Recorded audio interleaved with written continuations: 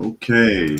Sorry for any delay anybody who might be there. I am casting early today because of some family business that needs to be taken care of and having a lot of trouble with Restream this morning, not wanting to do advanced settings, not wanting to, because usually you can set up a live and it will be set up in advance, casting to the channels, and it goes directly to YouTube well in advance, like within seconds after setting up the live stream.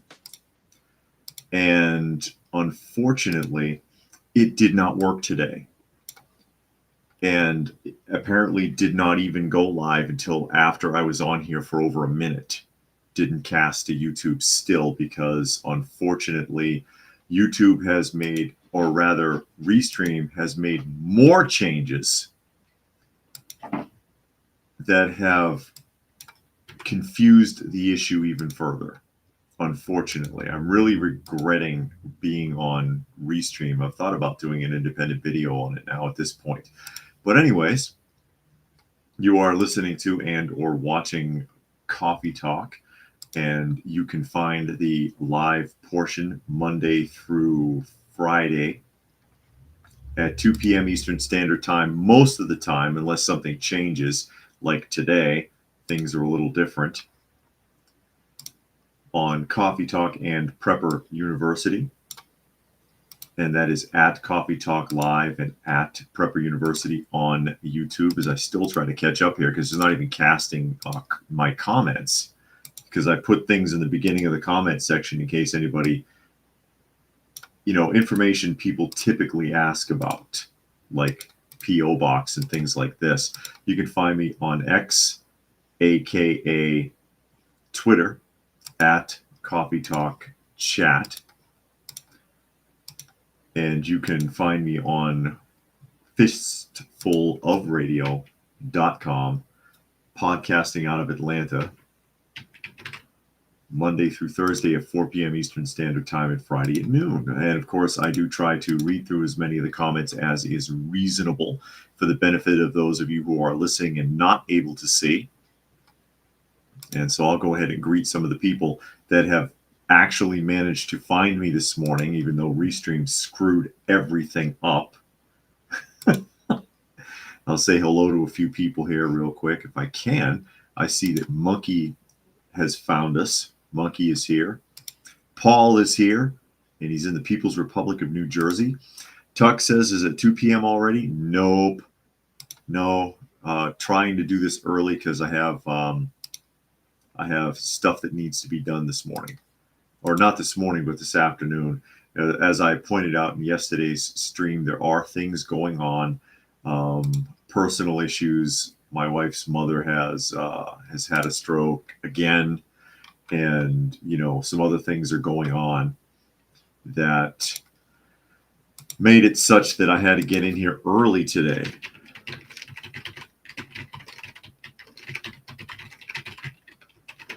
And I'll go ahead and put this last one up. Like I said, I try to put these up before I even start, but Restream really screwed everything up today for me. Caused me a lot of agita.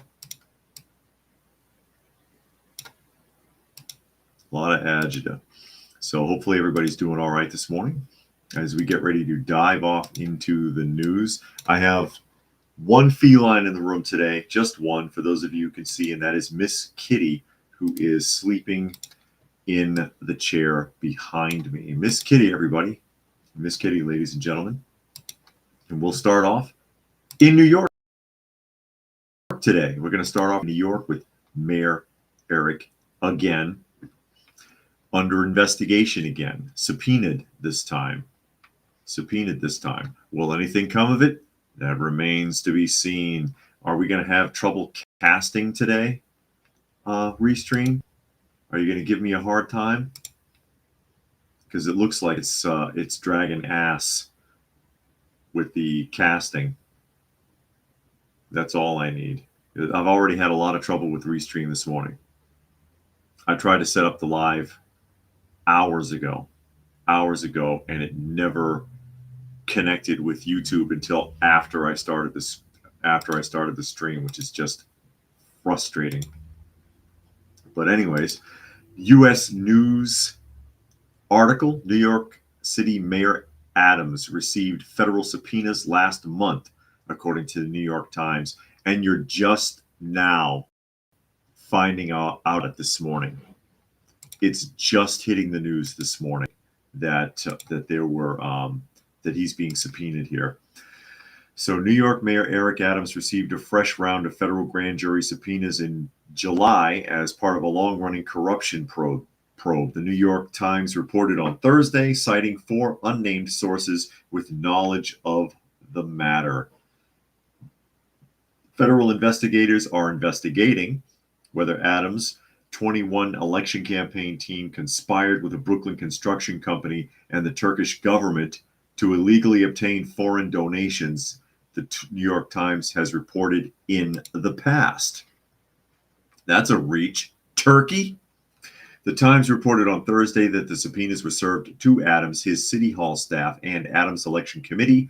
Investigators are seeking an extensive range of materials, including text messages, other communications, and documents, according to the report. Remember, a few months back, the FBI stopped him while leaving some event and confiscated his phones and his telephones and his laptop. Fabian Levy, a spokesperson for the mayor, said in a statement that Adams has been clear that he will cooperate with any investigation underway.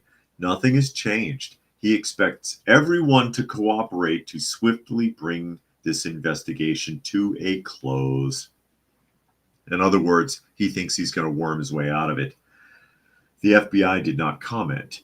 The subpoenas come months after FBI agents confiscated Adams' electronic devices and carried out raids on his aides and fundraisers. And that's what I was just referring to. I forgot about the raids because the homes of several of his and offices of several of his associates have been raided by the FBI in the last few months. While the scope of the investigation remains unclear, the Times reported it has focused in part on whether Adams and his campaign conspired to receive illegal foreign donations and whether his administration in turn pressured New York fire officials to approve a new high-rise Turkish consulate in Manhattan despite security concerns. Wow, is that the deal? The investigation around Adams' campaign has weighed on the mayor politically, and he faces challenges in the Democratic primary next year. And gosh, I don't know if the comments section is working. I don't know if anything's working on Restream this morning. I'm having a lot of problems. with Restream. Again, they changed their formats. No warning. Changed their formats again, and it's acting really screwy. Because I tried to set this up very early this morning. You know, my wife and I get up at 5:30. So yeah, more corruption in New York. Is anyone surprised? Are you heartbroken over that? Did that shock you to find out that Eric Adams is being subpoenaed again? And they wouldn't have subpoenaed him. They probably wouldn't have gone as far as to conduct subpoenas if they did not find something in his laptop or something in his cell phones that they confiscated. And JJ says comment check. Yeah, I guess the comments are working because I don't know what's going on. And again, I scheduled it for 10 on Restream, but it never popped up on YouTube, and Restream would not cast to YouTube until after I started streaming, like more than a minute after. And that usually doesn't happen. Usually, if I set it up at 6 in the morning, it's on YouTube's queue literally seconds later. Today, no, won't work. Wouldn't work.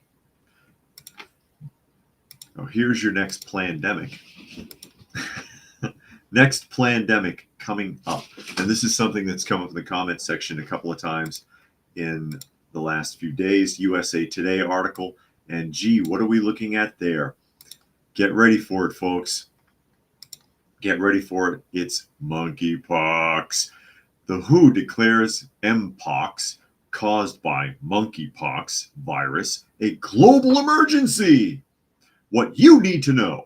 What do you need to know about monkeypox, anybody?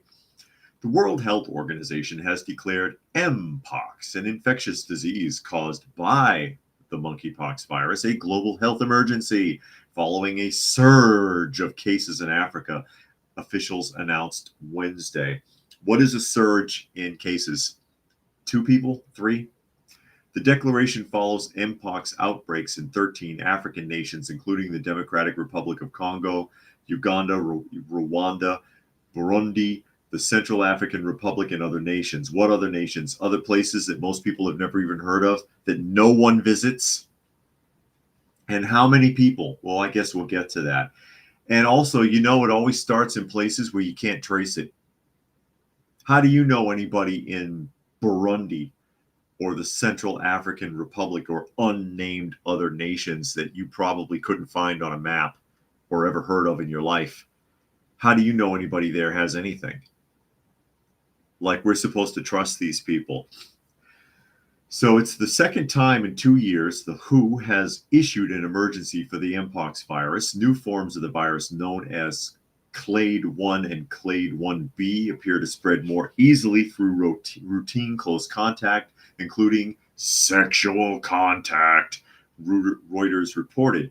More than 17,000 cases have been recorded across Africa in 2024, according to the Africa Center for the Disease Control and Prevention. That's a significant increase of the 14,957 cases in 2023 and 7,146 cases in 2022. Africa CDC has reported 500 deaths and asked for international medical help. Oh, here we go. These are the countries. I guess this is all of them. Monkey says, funny enough, this was talked about and then died down. Now all of a sudden it's election year and it's all over the news. Of course. Because you know why? Because it's in Africa and nobody cares. Because there's only a couple of countries in Africa that anyone even gives a damn about. And the rest of them are all busy trying to kill each other. These countries don't get along. So 13,000 cases in Liberia, Cote d'Ivoire, Ghana, Nigeria, Chad, Cameroon, Central African Republic, Republic of the Congo, Uganda, Kenya, Rwanda, Burundi, Dominican Republic of the Congo, or whatever the hell that means, and South Africa. Says the alert, known as a public health emergency of international concern, or FEIC, that's the acronym, is the highest level of alarm under international health law, according to the WHO. The potential for further spread in Africa is worrying, said Tedros Adhanom Ghebreyesus, the WHO Director General. I don't know if I pronounced that right, but oh well. I don't know. Oh, man. So what is Mpox? Formerly called monkeypox, is caused by infection with the monkeypox virus, according to the Center for Disease Control and Prevention. The virus is similar to the one that causes smallpox. The CDC says it is not related to chickenpox. The disease is zoonotic, which means it can be spread from vertebrate animals to humans. However, more human-to-human transmissions have been reported since 2016, excuse me. But yeah, primary transmission. Oh, here we go. This is possible human-to-human transmission. Possible. So transmitted by close physical contact, such as hugging and kissing, touching fabrics or surfaces such as bedding, towels used by an infected person, broken skin. So if you have cuts and you sleep in dirty sheets, you might get it. Animals. And they show a rat, and that's probably, it says, transmitted by bites and scratches and other bodily fluids from rodents primarily.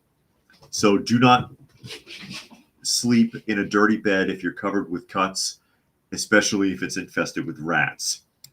Monkey says, plus it has an actual 99.9% survival rate and rarely gets fatal. Yeah, just like the C virus. has like this massive survival rate, but we're supposed to pretend like it killed half the planet the last couple of years. And I mean, be honest, you know people are going to fall for this if they went mainstream with it. If they went full blown with this, we'd be back to masks and untested vaccinations real quick. Okay? Symptoms.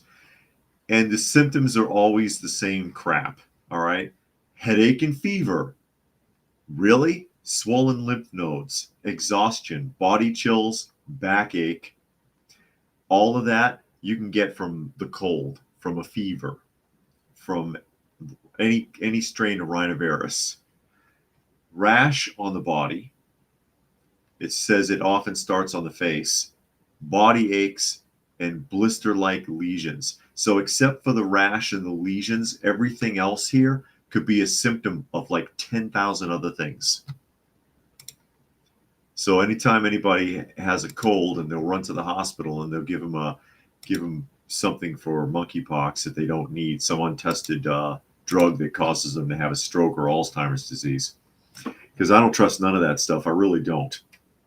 But yeah, there we go. It's rolling around again. It's rolling around again, ladies and gentlemen. It's too bad Jane Spitfire isn't in here this early, because there's something specifically that I was going to show with her in mind, because I brought it up yesterday and she had questions. But you know, she'll probably catch the recap and then can learn about it there. Some more people I have zero sympathy for. Zero sympathy time, ladies and gentlemen. Go ahead and die. El Paris, USA. Or Pas, El Pas, excuse me, I read that completely wrong. Exiles on hunger strike at the UN. We came to give our lives for Venezuela. We did not come to let ourselves die. And here they are, the 3 people that are having a hunger strike sitting in front of the UN. And that's a complete oxymoron. They came to give their lives, but they did not come to die. Which is it? We came to give our lives, but we did not come to die. Make up your mind. Make up your mind, seriously. So on the 7th day, Franklin Gomez and Daniel Prado still think they should continue their hunger strike.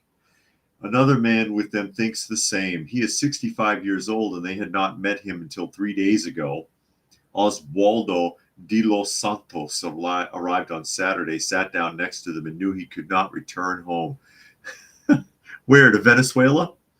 He also stopped eating. The injustice of their country, the piece of the world that belongs to them by nature, unites them in a way that nothing else can. And that's why they left their country, crossed the southern border illegally, and are now sitting in front of UN headquarters in New York. Those who come to say hello and ask questions look and act as if they also know them, because most of them know each other through a specific pain.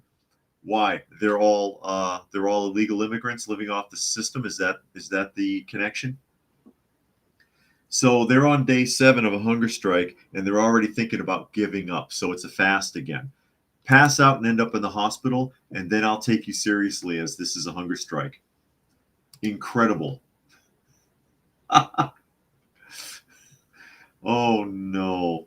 That whole sentence right there, the injustices of their country, the piece of the world that belongs to them by nature, unites them in a way that nothing else can. Yet they abandoned their country, came to America, and are currently living off the system, freeloading off the taxpayers. Oh, but I love Venezuela. Go your ass back there then. The 3 men are sitting in front of the United Nations headquarters in New York, not Venezuela, New York City, under a roof with 3 chairs and a mattress. Are they sleeping on the mattress?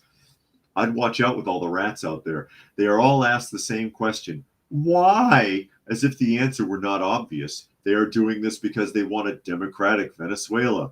So go there and protest. Go there and fight. What the hell is the UN supposed to do? We want our country back. The country is not theirs. It belongs to the people. The people aren't fighting for it. The reason they are in front of the UN is very specific. They are asking for the Security Council to hold a special session under the AREA formula in order to present their case. We simply want to bring the truth to the world of what happened and what is happening in Venezuela. Everybody in the world knows what's going on in Venezuela. It's in the news every freaking day. And the UN is not going to get involved because they don't give a shit about Venezuela. Okay? They don't care.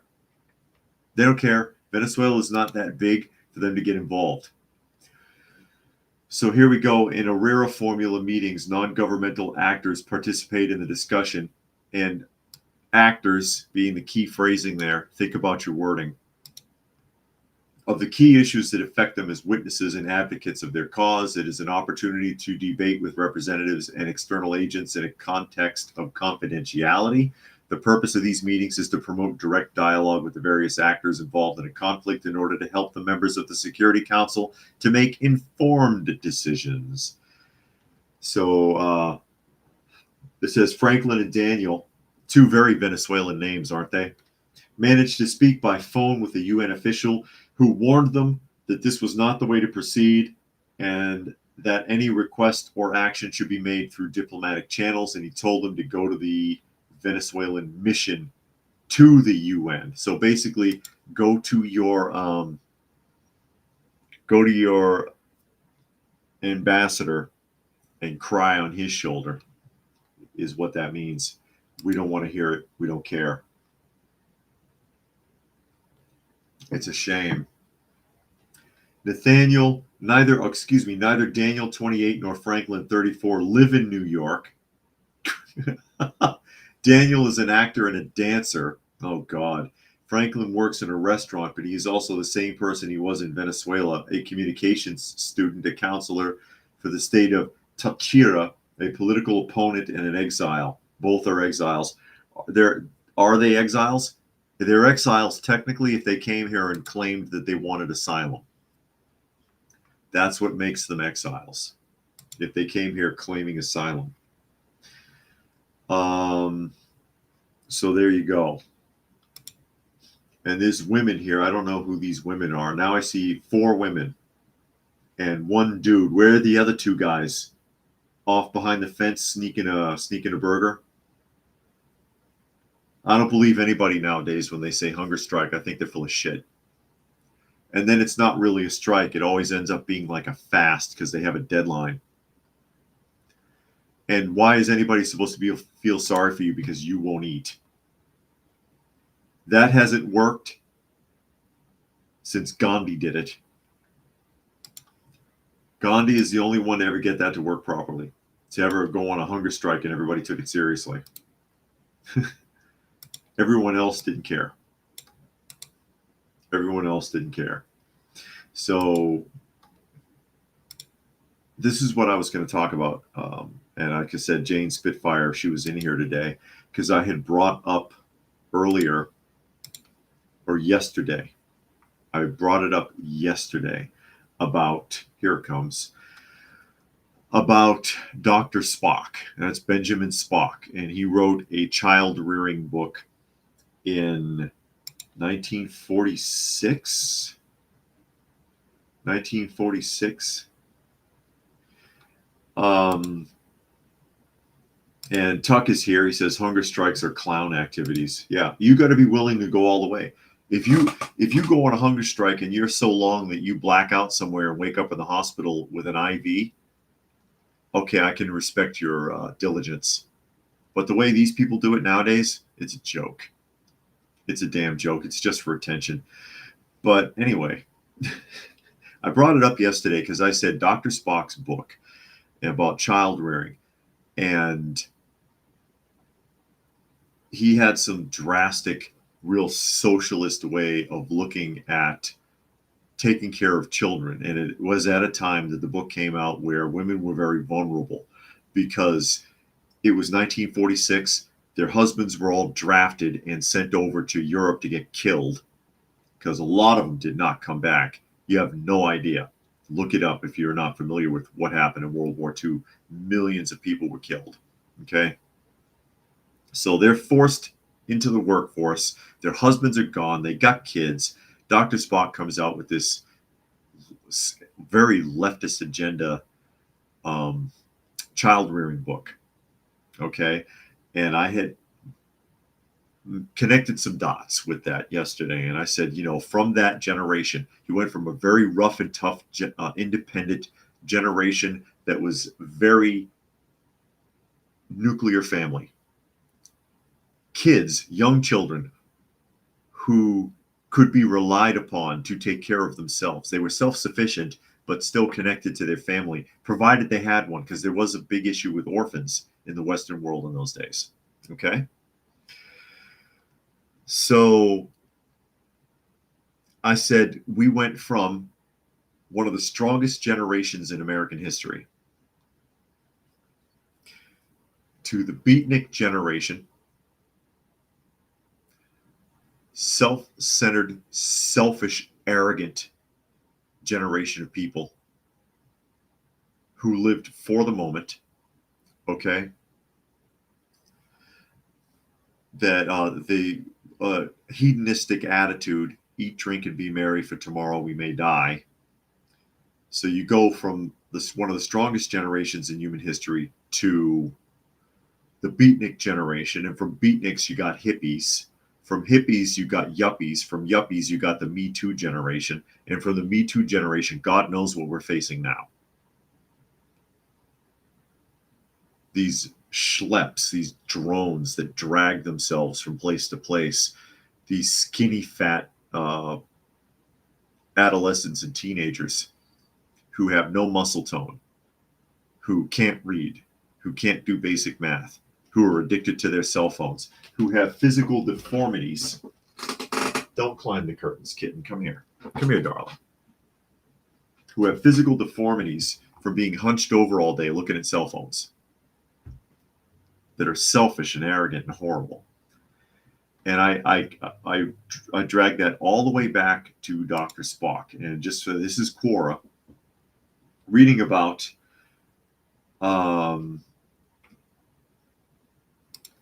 what part of the problem is. So, because people were asking what is it in the book that is the issue. So I just wanted to pull this up to read it, so you're not just listening to me talk about it. Okay. And a couple of comments here real quick. Tuck says certain animal species will have a hunger strike when captured. They will die if not released. No middle ground. And JJ says, so perhaps Dr. Spock was the beginning of the social decline. Pretty much. I mean, you're jumping from Karl Marx right to Dr. Spock practically. So I'll just read this real quick here. Benjamin Spock's influential book, Baby and Childcare, promoted an ideology of child rearing that, while well-intentioned, has been criticized for some problematic aspects. The key criticism is that Spock's approach placed too much emphasis on permissive, non-authoritarian, parenting, which some believe can lead to a lack of appropriate structure and discipline for child development.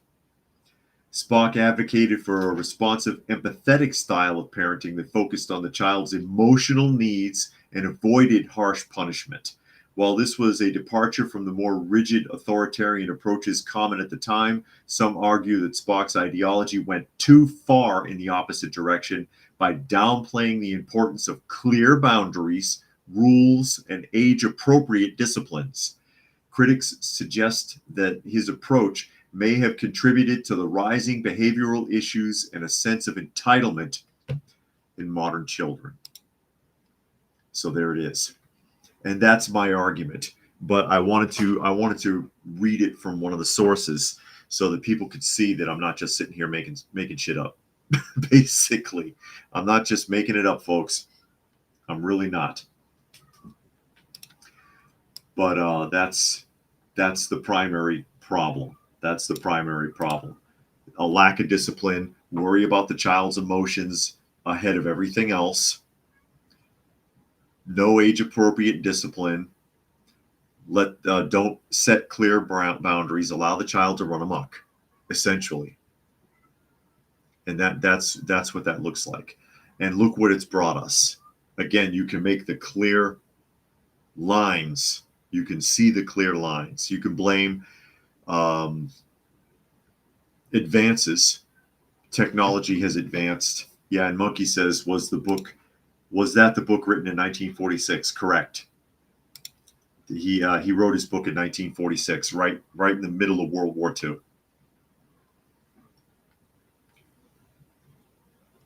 And Hungry Prepper, what are you talking about? It says the term can be found at Title 26 of the Code of Federal Regulations, which states in part the tax system is based on a voluntary compliance and the taxpayers complete and return.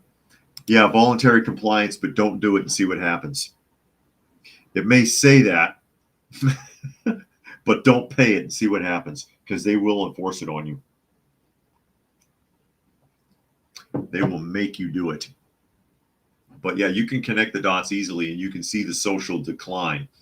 Bob says you're on early today. Yeah.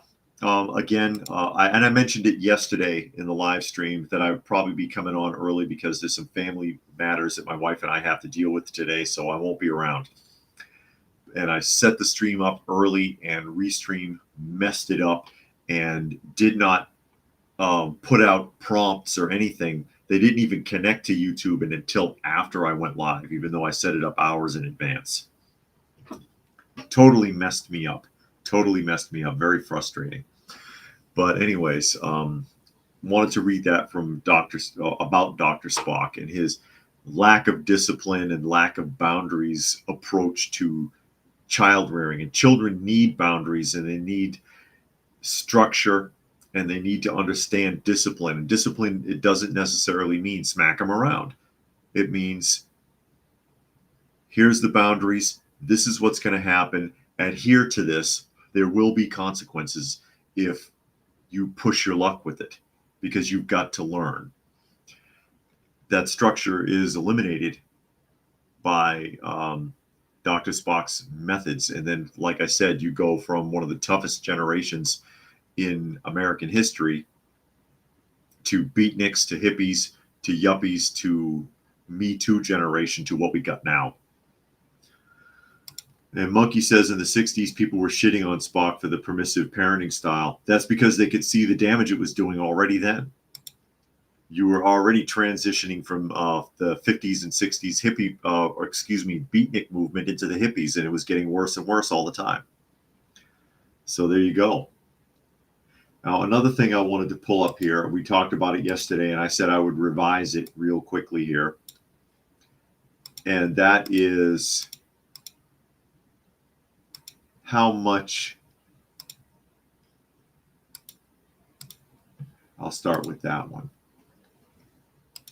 How much power is coming from what on the grid? And I've done videos on this, and I've talked about it before. I brought it up yesterday, and I said I would rehash it a little bit to show people how much power is generated by what in the United States. And Monkey said, with some believing he was responsible for the counterculture revolution of the 60s. I could totally see that.